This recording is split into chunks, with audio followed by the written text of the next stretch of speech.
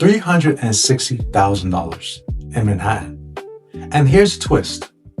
This listing just had a $25,000 price drop, down from $385,000. Not a story, not if you catch a deal. This is a real active listing, steps from Lincoln Center and Central Park. Today I'm taking you inside a pre-war co-op in Lincoln Square, so you can see exactly what your money buys at this price point, including what needs work, why the price dropped, and whether a fixer-upper like this could actually be a smart move for a relocation buyer. Stick around, because by the end of this tour, you'll know exactly what to expect. Before we head inside, if you're watching this because you're actually thinking about making a move to New York City, whether you're buying your first place, relocating for work, or just trying to understand what your budget gets you here, I want you to know this is exactly what I help people with every week. I talk to relocation buyers constantly who have the exact same questions you probably have right now. What's a co-op? What's this neighborhood actually like to live in? Is this a good investment? What are the hidden costs? So if any of that sounds familiar, don't just watch this video and move on. Reach out. My contact information is on the screen and right there in the description. I generally love to help you figure out your next move. No pressure, just a conversation. Okay, let's get into the unit.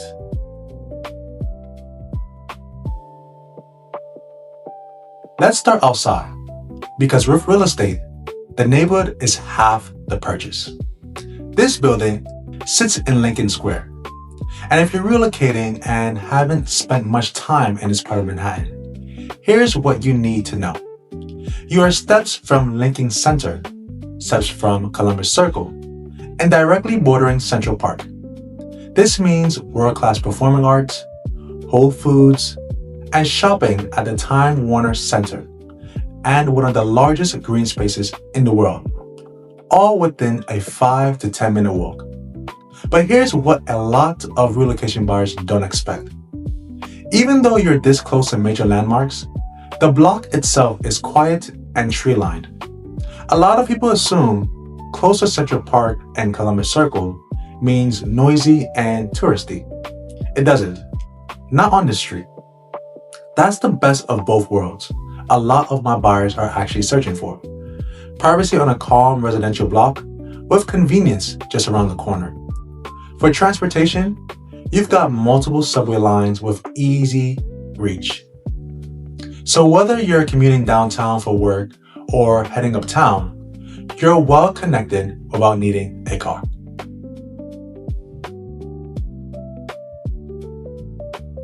Now, if you're moving from outside New York, this is probably the first time you're encountering the word co-op, and it trips a lot of people up. So let's clear it up right now. Unlike a condo where you own real property, in a co-op, you're buying shares in a corporation that owns the building, and those shares come with a proprietary lease for a specific apartment. That's the technical version. Practically, here's what it means for you. There's a board, and that board approves who lives in the building.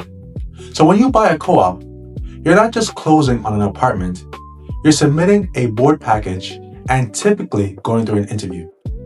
Now here's the good news for this specific building. The board here allows co-purchasing, gifting, and subletting. That's actually more flexible than a lot of co-ops in Manhattan. Co-purchasing means, for example, parents can go on title with you to help you qualify. Gifting means funds can be gifted toward your purchase. And subletting means if your life changes down the road, a job relocation, whatever it may be, you have the ability to rent the unit out, subject to board policy.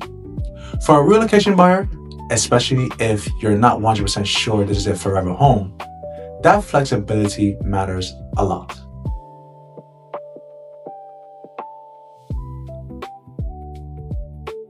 Alright, let's actually walk through the apartment. A studio, and I want to be clear about what studio means here, because it's not a cramped, awkward space. This unit has original architectural beams running throughout, which gives it a character and warmth that a lot of new construction just can't replicate. You've got crown molding, hardwood floors throughout, so it has that classic pre-war charm people specifically moved to Manhattan for. Let's go into the bathroom. This is a windowed and it's marble. A windowed bathroom in Manhattan is generally a feature to appreciate. A lot of bathrooms, even much more expensive ones, have interior bathrooms with no natural light or ventilation. This one does. Same story in the kitchen. It's a separate, enclosed kitchen and it's windowed as well. If you look at studios in this price range, you know that a lot of them have kitchens that are really just a wall of appliances in the main room. This one is its own distinct space, which changes how the whole apartment lives day to day. Now, I want to be straight with you. This apartment needs some updating. This isn't a move-in ready, freshly renovated unit, and that's exactly why the price recently dropped $25,000 from $385,000 down to $360,000. For a relocation buyer, that's actually useful information, not a red flag. It means there's room to put your own stamp on the space, new finishes, updated fixtures, while still keeping those original pre-war details like the beams and crown molding that you can't recreate with a renovation budget. Overall, this space is cozy, it's quiet, and it generally has a welcome home feeling the moment you walk in. That's not just a listing line. You can feel the difference original details make.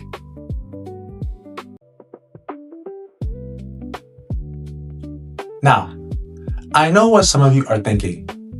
Okay, it needs work, but what could this actually become?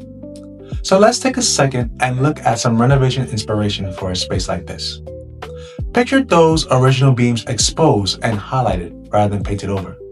The kitchen opened up with clean white cabinetry and updated appliances, and that windowed bathroom refreshed with modern tile while keeping the marble character. This is the kind of unit where a moderate renovation budget goes a long way, because you're not fighting the bones of the apartment. You're just updating finishes on top of architectural details that are genuinely hard to find in new construction.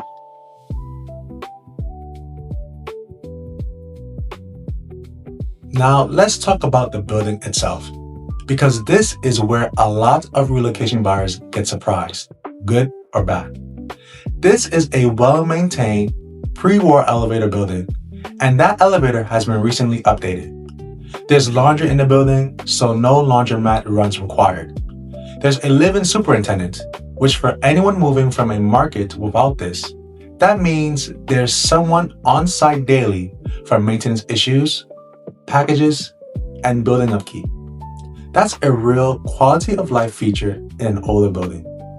And if you have pets, both cats and dogs are allowed here, which isn't universal in co-ops. So if you're relocating with a pet, that's worth knowing upfront.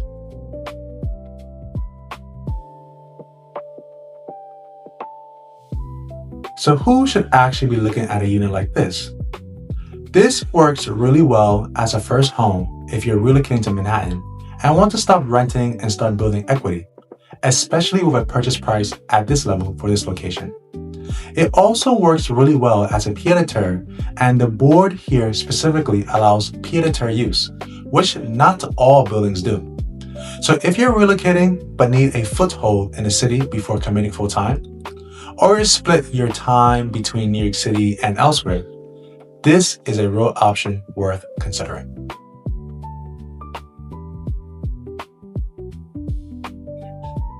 Let's address a few things people assume when they see a $360,000 price tag in Manhattan. Misconception number one: there must be something majorly wrong with it. Not necessarily, but let's be transparent.